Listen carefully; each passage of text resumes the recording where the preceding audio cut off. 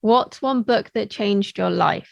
That's a really interesting question. And I would give different answers, Christina, every time someone asks me that, because there are so many, aren't there? I mean, like, in a way, every book you read changes your life, even if you don't like it.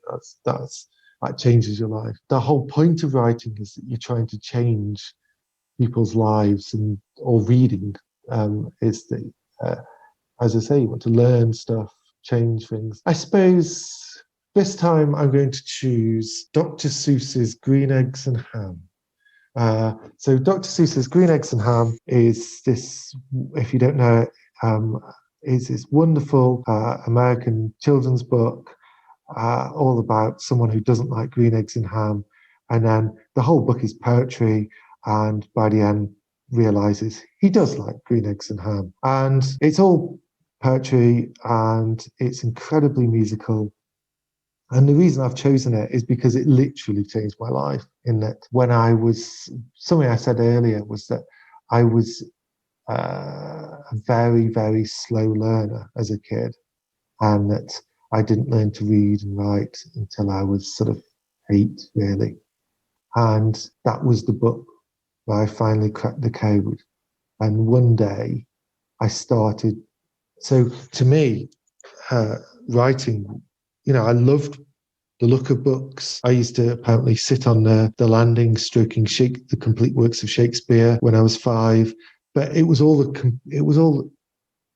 code to me. It was a sort of alien code. And Green Eggs and Ham, I think the reason that that was the first book that I first read and I got, and I cracked the code with it, was to do with the fact that it is musical. It is poetry, and it's something about the musicality I kind of understood before the words. I remember sort of saying, "Oh, I can read this. I can read this." I was so excited, and my brother and sister saying, "Oh no, you've just learned it off by heart." Whereas what I think now is that actually that learning it off by heart, because it was so musical, because it was so poetic, is actually part of learning to read.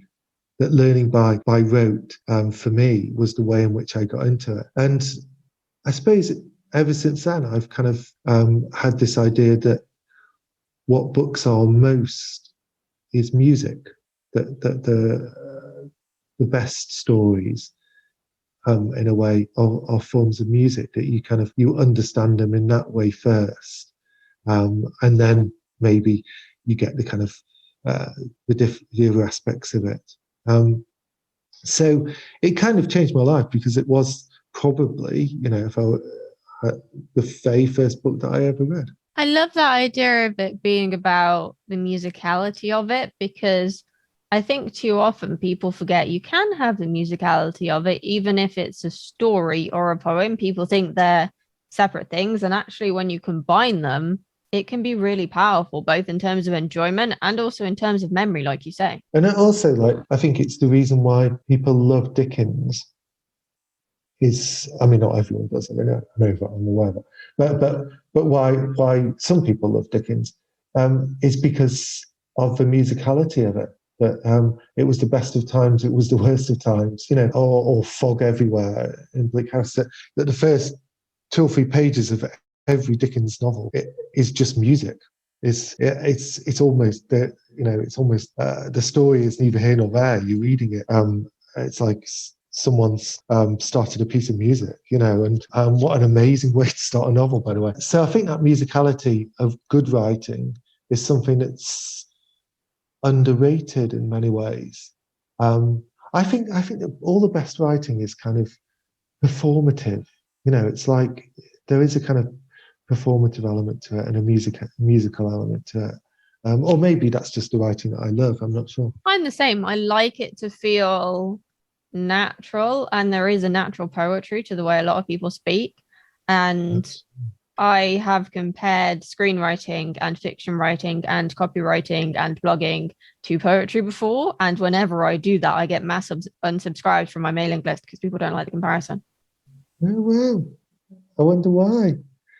I'm not sure if it's the poets not liking the comparison or the people who are afraid of or prejudiced against poetry who don't like the comparison. I haven't worked it out yet, but I just find it really fascinating. As soon as I mention the P word, people just panic.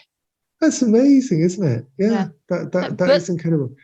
I think people think that poetry is one thing, that poetry is kind of something that you study at GCSE reluctantly, that's written by often early 19th century white guys, and you then have to answer questions about it, and they think it's a puzzle, they think it's difficult. But poetry is everywhere, Christina. Poetry isn't just something by Wordsworth, much as I love Wordsworth. Poetry is everywhere. Poetry, as you say, is in copywriting. I mean, politicians' speeches are poetry. Whether they're good poetry or not is another matter. But they use poetic techniques and metaphor and repetition and cadence and all this sort of stuff. So actually, poetry is just, as you say, part of everyday speech to a lot of people.